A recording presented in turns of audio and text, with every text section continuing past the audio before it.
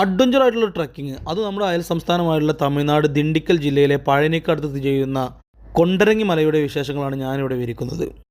ഈ കാണുന്നതാണ് കൊണ്ടരങ്ങി മലയുടെ ആദ്യ ഭാഗം. ഇവിടെ മണിയടിച്ചിട്ട് വേണം ഈ മല ചവിട്ടാൻ എന്നാണ് ഐതിഹ്യം. അങ്ങനെ ഞങ്ങളെല്ലാവരും കൂടെ ഈ മല ചവിട്ടി കയറാൻ വേണ്ടിയുള്ള തയ്യാറെടുപ്പിലാണ്. എത്രത്തോളം കയറും എന്നുള്ളത് ഒരു ഉറപ്പില്ലാതെയാണ് ആദ്യം തന്നെ തുടങ്ങിയത്. നല്ല വെയിലും അതുപോലെ കാറ്റ് എന്ന് പറഞ്ഞാൽ നമ്മൾ വിചാരിക്കുന്ന കാറ്റല്ല, അതും കുത്തനെയുള്ള സ്റ്റെപ്പുകൾ കയറിയിട്ട് വേണം പോകാൻ. അവിടെയൊക്കെ കൊടും കാറ്റടിക്കുമ്പോൾ ഇതുപോലെ പിടിച്ചു നിൽക്കണം, അല്ലാതെ അപകടം ഉറപ്പാണ്. ഇതുപോലെ 90 ഡിഗ്രിയിലാണ് കുത്തനെയുള്ള സ്റ്റെപ്പുകൾ. ഒന്ന് കൈവിട്ടാൽ പിന്നെ ഒന്നും പറയാനില്ല, മരണം ഉറപ്പാണ്. അത്രയ്ക്കും അഡ്വഞ്ചറാണ്. അത് നിങ്ങൾ അനുഭവിച്ച് തന്നെ അറിയണം. എന്തായാലും ട്രക്കിംഗ് ഇഷ്ടപ്പെടുന്നവർ തീർച്ചയായിട്ടും പോകേണ്ട ഒരു സ്ഥലമാണ്. ഇനി മലയുടെ ചരിത്രം പറയാം.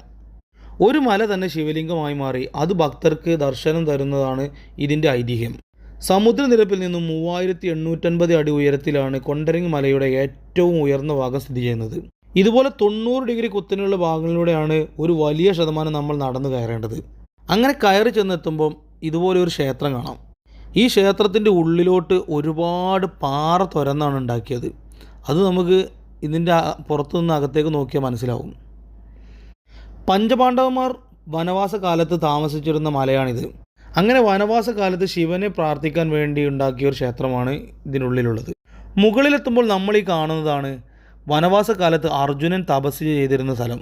അന്നത്തെ അതേ സാധനങ്ങളെല്ലാം ഇപ്പോഴും സൂക്ഷിച്ചു വെച്ചിരിക്കുന്നുണ്ടെന്നാണ് ഐതിഹ്യങ്ങൾ പറയുന്നത്.